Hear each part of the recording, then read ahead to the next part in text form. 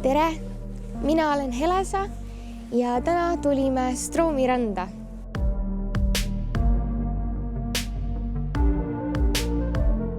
Mulle väga meeldib siin käia. Ma elan siin lähedal ja suviti just on see lemmikkoht, kus oma aega veeta, oma päevikut kirjutada, raamatut lugeda, laulusõnu mõelda.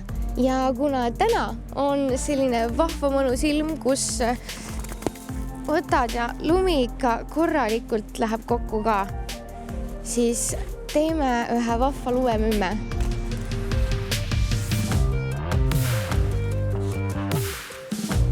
Laulupisik tuli mulle sisse tegelikult hästi noorelt. Ma hakkasin enne rääkimist juba tegelikult laulma ja alustasingi siis vanemate väsitamist korralikult põdral maja metsa sees iga õhtu ja no must miljon korda. Üldse muusikatund oli mu lemmiktund. Iga kord, kui uus muusikaõpik tuli, siis emaga istusime klaveri äärde ja me laulsime kõik laulud läbi, sest minu ema on ka tegelikult õppinud klassikalist laulmist ja eks ikka temalt see muusikapisik tulnud on. Mu pea kukkus maha.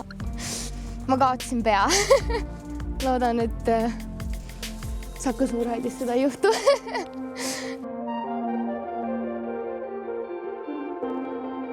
No nii, minu arust sai täitsa kena ja ma jätan tagi siia merd vaatama.